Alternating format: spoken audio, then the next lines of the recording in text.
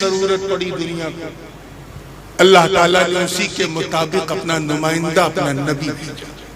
जी जी जिस चीज का जब शोहरा जैसा था, उसकी काट कैसे की जाए, अल्लाह ताला ने उसके लिए अंबिया और मुरसलीन की नूरानी जमात को भेजा। चुनांचे जिस जमाने में बुत परस्ती का दौर दौरा था, हर घर में अलग अलग बुत हुआ करते थे। पूरी रस्म आजरी जो है वह नमरूद की नाक के नीचे होती थी। शिर्क ही शिर्क। ऐसे माहौल में अल्लाह ताला ने हजरत इब्राहिम खलीलुल्लाह को भेजा और ऐसा बना के भेजा, ऐसा बना के भेजा कि जो हलब से लेके मक्के तक बुत परस्ती का माहौल उस परस्ती को हक परस्ती में बदल दिया। दीन हनीफ को कायम कर दिया, एलाए कलिमतुल हक का झंडा बुलंद कर दिया। उसके लिए जैसी जैसी आजमाइशों से गुजरना पड़ा, हजरत इब्राहिम गुजरते गए, एक के बाद एक अग्नि परीक्षा। फिर चाहे हलफ छोड़ने की बात हो या मक्के के बंजर में आने की बात, खुद गुफा में रह के काबा बनाने की बात हो या नमरूद की आंखों में आंखें डाल के हक बोलने की बात हो, आतिशे नमरूद में उतरने की बात, हर जगह अल्लाह का खलील एक चट्टान बन के खड़ा रहा। दुनिया पुकारी थी कि जब खलीलुल्लाह का ये हाल है तो अल्लाह का हाल क्या हो। सुभान अल्लाह। बात समझ में आ रही? तफसील में नहीं जाऊंगा। फिर एक दौर आया कि किनान और मिस्र के माहौल जहां हुस्न परस्ती का रवाज था। जो हसीन होता था उसके पीछे लोग भागने लगते थे। हुस्न ही की पूजा होती थी। लोग सुंदरता को ज्यादा देखते थे। विशेषता और वास्तविकता का तो नंबर ही नहीं आता था। सिर्फ सुंदरता के पीछे पूरी दुनिया पागल थी। कहीं कोई सुंदर व्यक्तित्व वाला अगर इंसान नजर आता था तो उसके पीछे लोग भागने लगते थे। मिस्र के बाजारों में हुस्न की दुकानें लगा करती थी। बड़ा जरूरी था कि इस माहौल में अल्लाह ताला अपनी कुदरत के उस शाहकार को भेजे, उस नमूने को भेजे जिसके हुस्न का आलम यह हो कि देख के चांद भी शर्मा जाए, सूरज भी पलके झुका ले। चुनांचे उन्हें तौहीद का नगमा सुनाने के लिए अल्लाह ने किसी और को नहीं बल्कि अपने नबी हजरत यूसुफ को भेजा। सुभान अल्लाह। जरा सोचो, हुस्न को भी अल्लाह ने दीन की तबलीग का जरिया बनाया। सुभान। भाइयों ने तो हसद और जलन की आग में हजरत यूसुफ को कुएं में डाल दिया था, क्योंकि बाप जानते थे कि सिलसिले नबूवत की अगली कड़ी मेरा छोटा बेटा यूसुफ। लेकिन बड़े भाइयों को अंदर अंदर हसद होने लगा। मुख्तसर ये है कि कुएं में डाल दिया। अल्लाह की शान इस हुस्न को अपनी चमक से पूरे मिस्र को चमकाना था। इसलिए राहगीरों का काफिला गुजरा, प्यास की शिद्दत हुई तो उसी कुएं पे प्यासा गया जहां यूसुफ। नजर पड़ी तो चौदहवीं का चांद आसमान पे भी नजर आ रहा है, कुएं में भी नजर आ रहा है। कभी ऊपर देखे, कभी नीचे देखे, कभी ऊपर देखे, कभी नीचे देखे। देखते देखते ख्याल आया ऊपर जो चांद है उसमें तो दाग है, ये जो चांद है ये तो बिल्कुल बेदाग है। सुभान अल्लाह। चेहरे पे इतना प्रकाश है कि पूरा कुआं चमक रहा है। मन में ख्याल आया कि इसे मिस्र के बाजार में बेचूंगा तो रेट अच्छा मिलेगा। इस किस्से को तवज्जो से सुनिए, क्योंकि कुरान मुकद्दस में इस किस्से को अहसनुल क़सस कहा, तमाम किस्सों में सबसे अच्छा किस्सा। और इस्लाह मुआशरा के मंच पर तो इस किस्से की बड़ी सख्त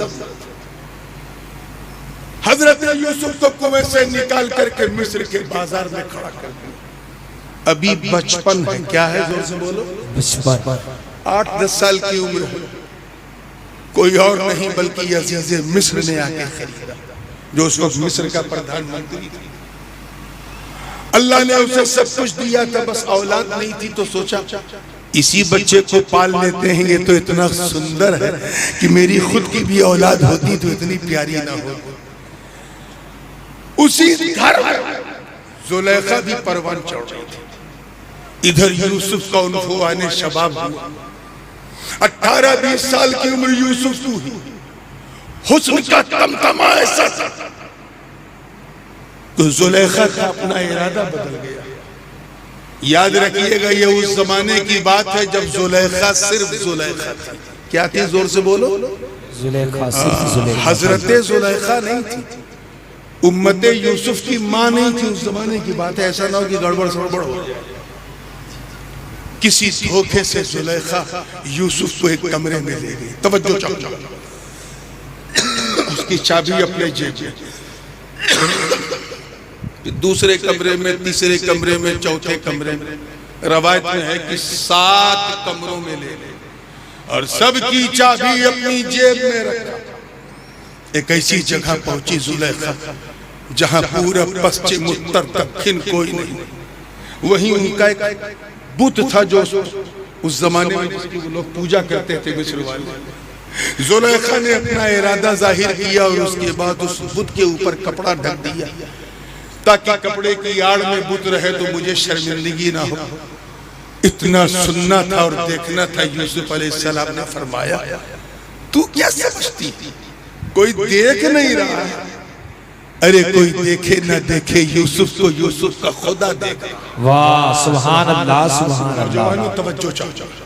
फरमाया, इन्नी अखाफुल्लाह रब्बल आलमीन, और मैं अपने रब से बेइंतहा डरता हूं। ईमान कितना रासिख था।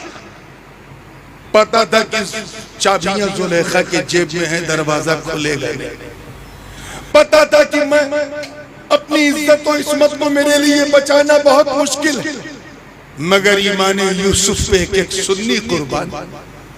कुरान की आयत, हजरत यूसुफ उसी दरवाजे की तरफ लपके जिस तरफ खुलना था उसे। इधर यूसुफ लपके दरवाजे, इधर जुलेखा लपकी यूसुफ के ऊपर। हाथ में से दामन आया, यूसुफ आगे बढ़ते चले गए, दरवाजे सातों के सातों खुलते चले। सुभान अल्लाह, सुभान अल्लाह। वो हमारे यहाँ कहावत मशहूर है, उल्टा चोर कोतवाल को डांटा। आपने भी सुना होगा। जी जी जी। जुलेखा के साथ यही किस्सा हुआ कि जैसे ही रंगे हाथ पकड़ी गई, खुद शौहर ने देखा तो गारे मैं लुटने से बच गई, बर्बाद होने से बच गई।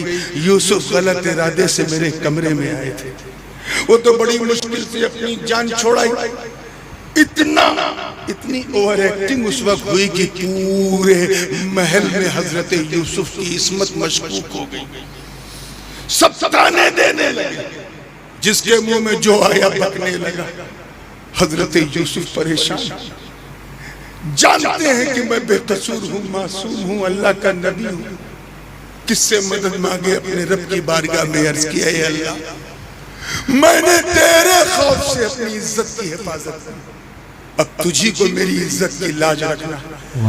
इतना कहना कि कुरान की आयत पुकार उठी, वह शहीद शाहिद मिन अहलिहा इन कान कमीसुहु कुद्द मिन दुबुरिन फकदबत वहुव मिन अस्सादिकीन व इन कान कमीसुहु कुद्द मिन कुबुलिन फसदकत वहुव मिन अलकादिबीन फलम्मा रआ कमीसुहु कुद्द मिन दुबुरिन क़ाल इन्नहु मिन कैदिकुन इन कैदकुन अज़ीम। जनाबे जुलेखा के खानदान के एक 6 माह के नवजात शिशु के मुंह में अल्लाह ने जबान दे दी। सुभान और वो बच्चा बोला, यूसुफ पर उंगली उठाने वालों, यूसुफ का कुर्ता तो देखो। वाह वाह, आगे से फटा है कि पीछे से फटा? सुनो, अगर पीछे से फटा है तो मतलब यूसुफ सच्चे हैं, जुलेखा झूठी है, और अगर आगे से फटा है तो यूसुफ झूठे हैं, जुलेखा सच्ची है। और जब देखा गया तो पता चला नीचे से फटा, यानी यूसुफ सच्चे, जुलेखा झूठी। वाह सुभान अल्लाह। इस वाक़े से आप क्या समझें कि जब कोई अपनी जिंदगी को खुदा की बंदगी में वक्फ कर देता, जब कोई अपने ईमान, अकीदे और इखलास का सौदा नहीं करता, तो पूरी दुनिया अगर तेरे पीछे पड़ जाए तब भी रब की रहमत तेरा साथ नहीं छोड़ेगी। बेशक सुभान अल्लाह। नारे तकबीर, अल्लाहु अकबर, नारे रिसालत, या रसूल अल्लाह, हुजूर ताजुल उलमा, जिंदाबाद, शहजादाए हुजूर गाज़िए मिल्लत, जिंदाबाद, नारे तकबीर। अल्लाहु अकबर। आप जरा सोचो, हुस्न को, जमाल को, सुंदरता को अल्लाह ने दीन का खादिम बना दिया, और वो भी ऐसा वैसा नहीं। जुलेखा की सखियों ने ताने दिए कि तू किस दीवाने की दीवानी हो गई, ये तो चेहरे पे पर्दा रख के चलता है औरतों की तरह। जुलेखा ने कहा वो इसलिए पर्दा रख के चलता है ताकि तुम लोग सुकून की सांस ले सको, वरना मेरे सरताज का हुस्न तो ऐसा है कि पर्दा अगर उठ गया तो तेरी जान पे आ पड़ेगी। क्या अगर ऐसी बात है तो हमें भी जलवा दिखा। तय हुआ कि महल की फसील से यूसुफ को गुजारा जाएगा, बेनकाब बेहिजाब गुजारा जाएगा। तुम सब देख, मगर जुलेखा की एक शर्त है, और वो ये कि हाथ में सेब ले लेना और उसके ऊपर छुरी रखना। जैसे ही मेरा यूसुफ तुम्हारी निगाहों के सामने आए, तुम दीदार भी करना और सेब भी काटना। हालांकि एक रवायत नींबू की भी है, नींबू भी काटा का ठीक है, तारीख गवाह है मेरे दोस्त। एक अरसे के बाद हुस्न यूसुफ आश्कार होने वाला था, हिजाब से उठ के बेहिजाब होने वाला था। इसलिए इंसान तो इंसान, मेरा विजदान कहता है कि जन्नती हूरें भी चिलमने खुल्द हटा हटा कर इस मंजर की मुश्ताक रही होंगी। सुभान अल्लाह। यूसुफ करीब पहुंचे तो जुलेखा ने अपनी सखियों से कहा, अब हाथों में नींबू ले लो, ऊपर छुरी रखो, मेरे सरताज का हुस्न आश्कार होने वाला। जब बिल्कुल नजदीक पहुंचे तो जुलेखा ने रुख से पर्दा उठा दीजिए, पर्दे का उठना था। अब कुरान का अंदाज देखो, फलम्मा रअयनहु अकबरनहु व क़त्तअना अयदियहुम व क़ुलना हाशा लिल्लाहि मा हाज़ा बशर इन हाज़ा इल्ला मलकुन करीम। जैसे ही देखा मबहूत हो गई, पलक झपकने का नाम नहीं ले रहे, नजर माज़ागल बसर का मंजर पेश कर रही है। आधा नींबू कट गया मगर नजर झुकने का नाम नहीं ले रही, पूरा नींबू कट गया, अभी भी नजर टिकी हुई है। अब खाल कटी, नजर टिकी हुई है, पोस्ट कटा, नजर टिकी हुई है, हड्डी कटी, नजर टिकी हुई है, पूरी उंगली कट गई, नजर टिकी हुई है। न टीस है, न आह, न तकलीफ है, न दुखावा है, न पीड़ा। हुस्न यूसुफ के सामने उंगलियां कट गई, पता न चला। मुझे बताओ रतलाम वाले हुसैनियों कि जब अल्लाह के बनाए हुए यूसुफ की सुंदरता का ये आलम कि उंगली कट जाए पता न चले, तो उस हुसैन को गर्दन देते वक्त क्या पता चलेगा जो जलवाए बारी का मुशाहिदा कर। नारे तकबीर, नारे रिसाला, पंच नारा पंजतनी, सुपर पावर नारा हाजरी। या हुसैन, या हुसैन, या हुसैन, हुजूर ताजुल उलमा, शहजादा हुजूर गाज़ी मिल्लत, हुजूर मुहद्दिस आज़म हिंद कॉन्फ्रेंस। आइए, फिर एक दौर आया जब जादूगरी को हथियार बनाया जाता था, और ये फराइने मिस्र का दौर था। चुनांचे हर राजा महाराजा अपने साथ दरबारियों में नाना प्रकार के जादूगरों को रखता था। अल्लाह ताला ने ऐसी जादूगरी को छठी का दूध याद दिलाने के लिए अपने कलीम मूसा कलीमुल्लाह को भेजा। सुभान अल्लाह। और अकेले नहीं भेजा, साथ में एक डंडा भी दिया। वाह और कहा जब कोई बातों से ना माने तो लातों से काम चलाइए। वाह सुभान अल्लाह। डंडा दिया, और वो डंडा भी ऐसा जिसकी तारीफ खुद मूसा कलीमुल्लाह करते, हिया असाया अतवक्कउ अलैहा व अहुश्शु बिहा अला गनमी व लिय फीहा मारिब उखरा। इससे मैं टेका भी लेता हूँ, बकरियों को भी चराता हूँ और बड़े बड़े काम करता हूँ। फिरौन की आंखों में आंखें डाल के हक की बोली बोली। फिरौन ने जब जादूगरों को इकट्ठा किया और मीटिंग हुई तो ये तय हुआ कि सारे जादूगर मिल करके इसके ऊपर सांप फेंकेंगे। तो जादूगरों ने अपनी जादूगरी दिखाई और रस्से फेंके। क्या फेंके, जोर से बोलो। रस्से। और वो रस्सियां ऐसी थी कि फेंका तो रस्सी थी, लेकिन जैसे ही जमीन पे गिरी तो काले काले सर्प और सांप में बदल गई। एक लम्हे के लिए मूसा को झटका लगा कि हजारों की तादाद में सांप जनाबे मूसा और हारून की तरफ बढ़ रहे। क्या करूं, किसकी पनाह में जाऊं? तब तक अचानक ख्याल आया मेरे हाथ में डंडा है।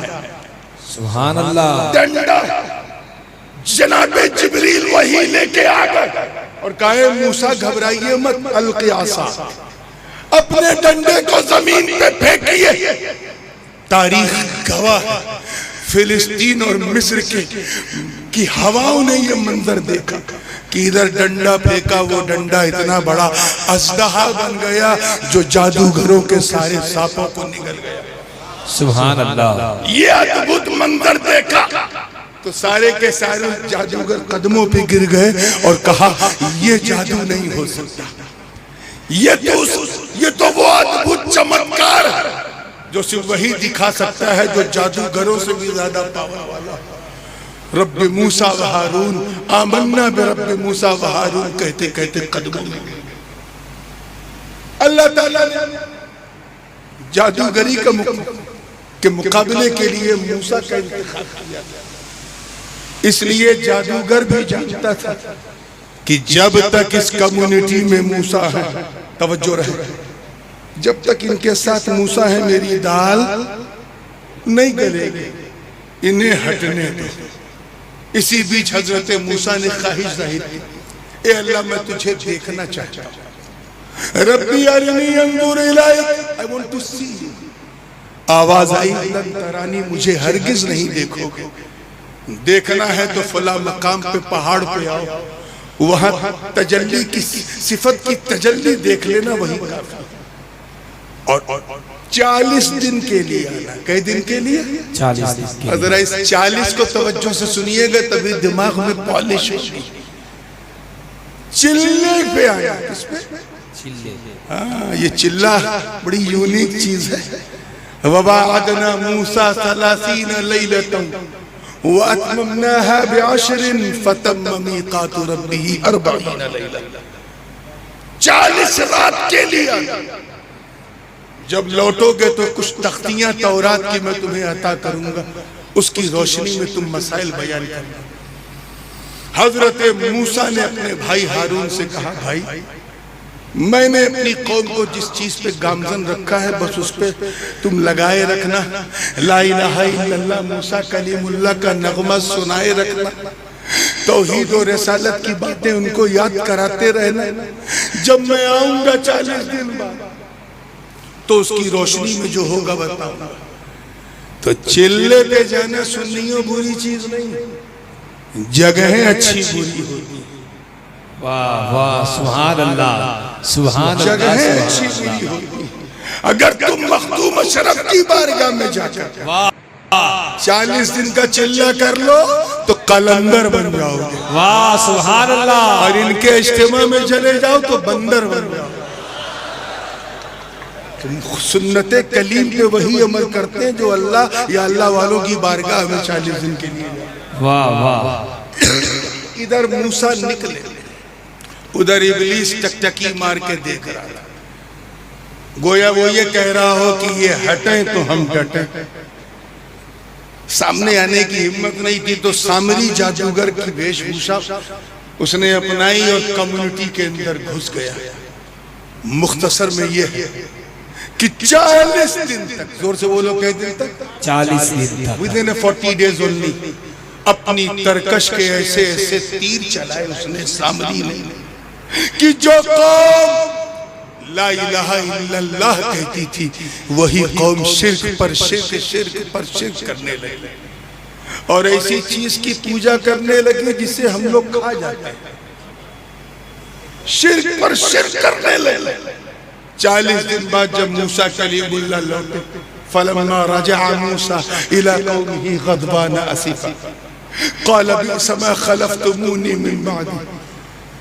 लौटे तो पुरजलाल लहजे, आंखें सुर्ख, कुछ नहीं, सीधे जनाबे हारून का कॉलर पकड़ा। कुरान में है कि दाढ़ी पकड़ के खींचा, बाज़ रवायात में है कि गुस्से में तमाचा भी मारा और कहिए तूने क्या गजब किया, मैं तो अपनी कौम को मुवहिद बना के गया था, तेरे सामने मुशरिक हो गई। हजरत हारून कहने लगे भैया मुझसे न बन सका, मैं बड़ी कोशिश करता रहा मगर सब सामरी के दीवाने हो गए और उसके आगे मेरी एक न चली। थोड़ा सा जुमला मोतरज़ा के तौर पे एक बात कहना चाहता हूँ, हजरत बैठे हुए और बहुत जरूरी भी है और इस मंच पे तो इंतहाई इजाजत है। बात मौजू से हटी है लेकिन इसलिए कहूंगा क्योंकि सुन्नियों के दिलों से सटी है। सुभान अल्लाह। किसी नबी की तौहीन किसी भी किस्म की हो कुफ्र है। जोर से बोलो क्या है? कुफ्र है। ये जरूरी नहीं कि हम उसकी कौम में हो तभी, उसकी उम्मत हो तभी, नहीं, हम कलेमा तो एक नबी का पढ़ते लेकिन मानते हैं बेशक किसी एक नबी का इनकार कुफ्र है। इंसल्ट करना तो महाकुफ्र है, अपमान करना तो पूछो मत कितना बड़ा कुफ्र है, और तमाचा मार देना तो हद से ज्यादा गुजरा हुआ है कि नहीं?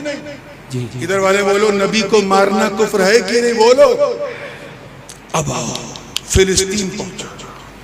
एक तरफ मूसा कलीमुल्लाह नबी, दूसरी तरफ हारून नबीयुल्लाह, वो भी जोर से बोलो नबी है। नबी ने नबी के हाथ पर तमाचा मुंह पे। मूसा कलीमुल्लाह ने डांटा नबी की, दाढ़ी खींचा नबी की, सरजनिश की नबी की, और तमाचा भी मारा तो नबी को। हैरतलाम में कोई ऐसा माई का लाल जो हजरत मूसा पर फतवा लगाए है? कोई? वाह वाह वाह, सुभान अल्लाह। है कोई जो कहे ऐ मूसा आपने नबी का अपमान किया, आपने नबी की तौहीन की? कोई माई का लाल मूसा पे उंगली नहीं उठाएगा। क्यों? तुम्हें ये कहना पड़ेगा कि दोनों अल्लाह के नबी हैं, हम अली, एक तरफ माविया। अरे चच्चा तो चच्चा, बच्चा भी जानता है कि अली हक पर है, अली हक पर थे, अली हक पर है, अली हक पर रहेंगे, मगर तुम्हें कोई अधिकार नहीं कि माविया की तौहीन करो। बेशक सुभान अल्लाह। बेशक। नारे तकबीर, नारे रिसालत, अज़मते सहाबा जिंदाबाद, अज़मते अहले बैत, जिंदाबाद, नारे तकबीर। अल्लाहु अकबर। या अली। तुम्हें कहना पड़ेगा दोनों नबी के सहाबी हैं, हमसे बड़े हैं, आपस में छोटे बड़े हैं लेकिन दोनों हमसे बड़े हैं। वो जाने उनका खुदा, उनका नबी जाने। ये अब इससे एक लगती हुई बात, सिर्फ 40 दिन के लिए गए थे। कई दिन के लिए? 40 दिन। इस कोने वाले बताओ, जगह थोड़ा सा मुझे लगा बहुत बड़ी है लेकिन आने के बाद लग रहा है जगह छोटी थी। अल्लाह सलामत रखे आप। 40 दिन। कितने? 40 दिन। इसीलिए मैं कहता हूँ बड़ा क्रूशल होता है ये 40वां। सुन्नियों ने भी तय कर लिया कुछ छूटे न छूटे, 40वां नहीं छोड़ेंगे। 40 दिन किसी के सुधरने के लिए भी काफी है, किसी के बिगड़ने के लिए भी काफी है। ये भी अल्लाह की शान देखो, हमारे इंडिया पाकिस्तान से जो लोग हज करने जाते हैं, मक्का मदीना मिला के 40 दिन होता है। सुभान अल्लाह। जगह अच्छी हो तो सारा नतीजा अच्छा है। जी जी। आगे से लेके पीछे तक सबकी तवज्जो सिर्फ 40। ऐ रतलाम वालों, तुम अपनी किस्मत पे जितना नाज करो कम, अपने ऊपर जितना फख्र करो कम, जितना प्राउड करो कम। वो कौमे बनी इसराइल थी, कौमे बनी इसराइल जो अपने नबी से 40 दिन दूर रही, भटक गई, गुमराह हो गई। और एक हम हैं जो 1450 बरस से फुर्कत झेल रहे हैं, मगर पहली सदी में कोई इमाम आजम बन के चमका, दूसरी सदी में अहमद इब्ने हंबल बन के चमका, तीसरी सदी में बदरुद्दीन जिंदा मदार बन के चमका, चौथी सदी में गौसे आजम बन के चमका, पांचवी सदी में गरीब नवाज बन के चमका, छठी सदी में मखदूम समनानी बन के चमका, सातवीं सदी में शायखुल हक रुदौलवी बन के चमका, आठवीं सदी में हजरत मुल्ला अली कारी बन के चमका, 10वीं सदी में हजरत बाकी बिल्ला बन के चमका, 11वीं सदी में मुजद्दिद अल-फसानी बन के चमका, 12वीं सदी में शाह अब्दुल हक मुहद्दिस देहलवी बन के चमका, 13वीं सदी में शाह वलीउल्लाह देहलवी बन के, और 14वीं सदी में अहमद रजा बन के चमका। नारा तकबीर, नारा रिसाला, मसलके आला हज़रत।